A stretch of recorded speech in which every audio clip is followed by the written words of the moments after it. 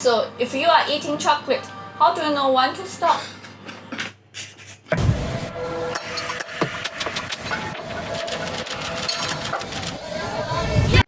Hello, welcome to another episode of The Nigerian Kitchen, the tiny Nigerian Kitchen, season 1.5. And in season 1.5, I am basically taking a look back at things that have taken place in between my first upload 9 years ago till now on the channel. And the major thing is that I moved to China and set up a food business.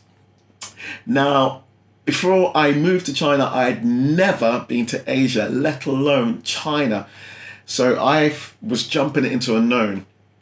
And a lot of people ask me, they're like, so what was the experience like? Especially as a black guy.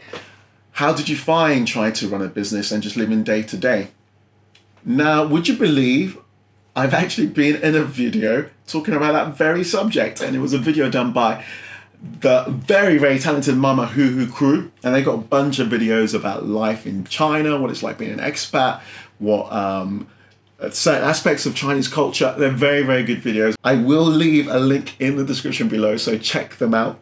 So today I decided to do a review of that video I was in, to basically see how many of the situations that come up in the videos have I personally experienced, as well as to give a little commentary on that video. And of course, it doesn't hurt that that particular video has had over 2 million views.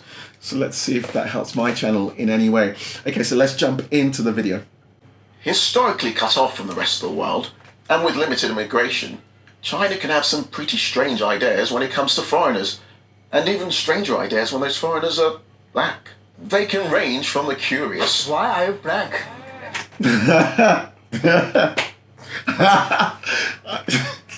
Sorry, I can't. Some of them are so absurd, right? But yes, that is one. I'm gonna have to keep a track of this. That's one of one silly situations or questions that I've definitely had. To the absurd. So, if you are eating chocolate, how do you know when to stop? No, that has never happened. So we're still on one of two at the moment. Not to me, anyway.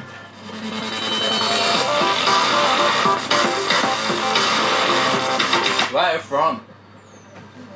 Where do you think I'm from? You look like African. No, I'm American. 不可能啊，美国没有黑人啊。Yes, that's definitely happened. Now, of course, it depends on exactly how the person is asking me this question to why I answer. I grew up in the UK. I do class myself now as coming from London. So yeah, when people say, where are you from? I will say I am from London. And there's been numerous times I've had, no, that can't be. England doesn't have black people. I remember one situation being actually in Beijing, and I was in the market, and I was with a friend of mine I'd known from London, and she's Caucasian, white. So the guy was like, said to her in Chinese, where are you from? She's like, I'm from England. And then said to me, where are you from? I said, I'm from England. Because how can it be? Like, she's white and you're black. And I'm like, different coloured people can come from the same place. And to be honest, a lot of it is, for some Chinese people, the ignorance of not knowing that much about the rest of the world. A lot of China is very monocultural. You don't often see people who look very different from you. So if you do, they obviously are not from China, and they're not from your area, they're from somewhere else. So it can be quite a foreign idea to people that people who look really different can come from the same place. Anyway, back in the video. In China, white Americans have no barriers when it comes to claiming their nationality, but black people are often thought to hail from Africa. I'm sorry, you're just not qualified to teach at this school. But I have 6 years of teaching experience. Your company only says it requires 2. You must understand, these parents are paying for a child to be taught by a native English speaker. I'm from Washington, D.C. That's the capital of the United States. Yeah, but the parents will not accept this. Woo! So common. It's never personally happened to me because I got a teaching job actually to go out to China, and I've had a few teaching jobs. So I've never personally experienced that, but I know it's really, really common. Again, part of it is just a perception from a lot of the parents that the idea in their head when they're saying, I want my son or daughter to be taught by an English speaker, is this idea of what that looks like and the prestige that goes with, wow, look at my son's teacher. And so for a lot of, I guess, I say a lot, there are some Chinese parents, I shouldn't say a lot, but there are some Chinese parents, and enough that it affects some of these schools' hiring decisions, that they will say, you know, I'm wanting someone who looks Caucasian, who looks like they're from an English-speaking country. So this can be quite common. But equally, again, like I said, I personally have never had any problem with this. So far, just 1 out of 3. I can see you're qualified. Can you start tomorrow? Fuck yeah. Teaching English? Where do these opinions come from? Ignorance is actually a pretty simple recipe to follow. Start with a misinformed notion of something they've heard. 儿子，非洲很危险，你小心一点。非洲有艾滋病和埃博拉病毒。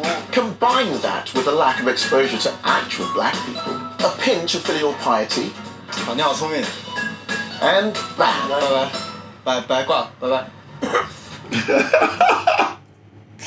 Many Chinese believe that racism is a Western phenomenon and does not exist in China, much like gay people in Iran. Because there is no black people. So you can't get any racism. I've heard that said to me. So yeah, I'm going to class that is about, you know, no black people, so no racism. So we're going to say that is 2 out of 4 situations that I can say I have experienced. Because you're not the only one. Traditional standards of beauty in China have also shaped perceptions of black foreigners. Like much of Asia, in China, whiteness is seen as a highly desirable trait for women. Stores that sell beauty products, without fail, also have a wide variety of whitening creams. I gotta do it again.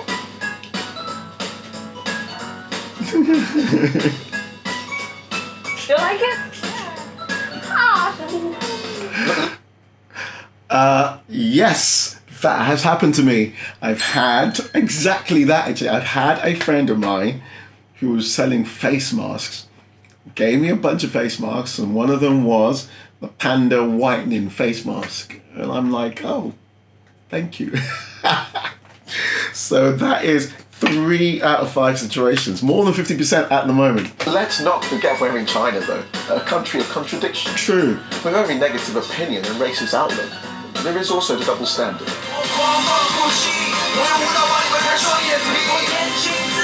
Black American culture is hugely popular. Hip-hop. You know, I have to say, when the video first came out and it started popping off, actually it really saddened me when I was reading the comments, because this is obviously a video that can be quite divisive on both sides. People are really leaving very hateful and very hurtful comments. It didn't make me feel good to read them, because quite honestly, you know, I think when you've lived in China, you contextualize this. Yes, it's making a serious point, but it's also doing it with a comedic element. But then there were some comments directly about my performance, which actually I didn't take personally at all. And people were like, I move like CP3O. And they also commented on the accent, where I'm like, yeah, the point is the accent is extra put on for effect, because it's making the point that some people will find it strange as a black guy who can speak with that kind of British accent. And there you go, there were even black people who were saying, oh, why is he speaking with such a British accent? I'm like, you're missing the point. But yeah, the 3PCO thing, yes, it was put on as part of the act, but that was funny. While not mainstream, has a massive underground following. And while many in the West have moved on from rapping about money, cars and hoes, these topics are positively thriving in Chinese hip-hop. Who got that red money? Unlike their parents and grandparents, Lemon China's youth beet. have grown up with access to information, entertainment and art from all over the world. And many have consequently come to reconsider stereotypes of black people. Come on. 4 of 6. That is, well, I say that happens all the time. Like sometimes like super obvious like that. Sometimes people trying to be surreptitious will be like, you're there, and then they've got their friend and like, hey. And they're trying to take your picture. And even like the worst is people will literally come up to you and just grab you, and they'll say they want to take a picture with you. That's super common. But China's a huge place with a lot of different people, so there's bound to be some bumps along the way.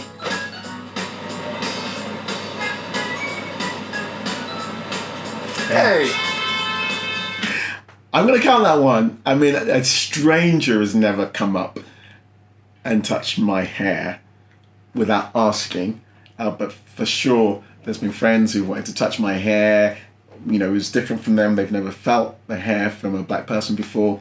So I'm going to count that one. So that's 5 from 7. One of the biggest influences for China's change in perspective towards black people is the basketball. True. Hey, it worked in North Korea. Basketball is the biggest sport in China. The NBA have over 41 million combined followers on Sinner and Tencent microblogging. Maybe they've lost a few from recent happenings. The most famous being Curry. Come on. Other than a big That has happened. That, honestly, seriously, that exact thing has happened to me. So there was a big game at some point where I can't remember what team, whoever, but a bunch of basketballers came over from the US, and I happened to be walking near where they were playing this exhibition game. And seriously, I remember this guy at one point tapping his friend and be like, Kobe. I'm like, look how tall I'm not. How on earth am I going to be a basketballer? So that's 6 of 8. figure like Obama. You have guys like Stephon, the former NBA All-Star who currently plays for the Beijing Ducks. In the 3 years that Marbury has been in Beijing, he has won the CBA championship twice. In addition, Marbury has been noted for his position as a role model and was made an honorary citizen by the Beijing government. He was even presented with a gold key to the city. Hey. Sorry. Just kidding. You can touch it. So I guess what I'm trying to tell you is, while integration may have been rough at first, things are getting better every day. Black people in China.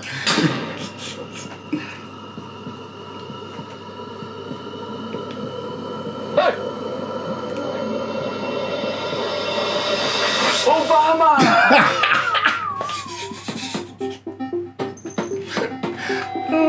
That end always cracks me up. Yes, that has happened. That has happened personally to me. That is 7 out of 9. 7 out of 9, guys. That's a really high percentage. So a lot of this stuff, people are like, oh, it's unrealistic, it's just made up. But I'm talking personally, out of those 9 situations that were illustrated, 7 have personally happened to me. So it's not an exaggeration at all. But again, on the whole, I would say my experience of having been in China, honestly, has been very, very positive. And actually, there have been things I've really benefited from the fact that I was black. I've been given some opportunities, partly because I'm black and and my background as well. So it can play both ways. But on the whole, I'd say the message from this is not that it's positive.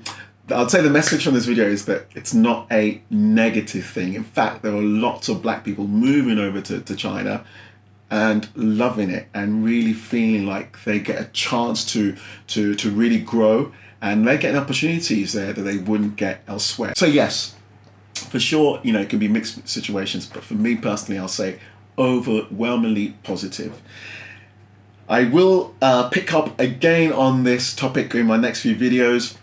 I'll speak to other black people I know who've lived in China and set up businesses, and also there'll be a story I'll be telling about getting involved with a Chinese company to try and launch a musical set in West Africa. But that will be a story for another time. Thank you very much, guys, again for watching today. Don't forget to subscribe, and remember, we will be giving giveaways of the Bad Boy Bangers merch when we hit 500 subscribers. So press that subscribe button and smash the like button as well. And don't forget to press the bell notification to be reminded when new episodes come out. And please, of course, if you've got any comments, any love you want to send, or questions, do write comments below. See you next time.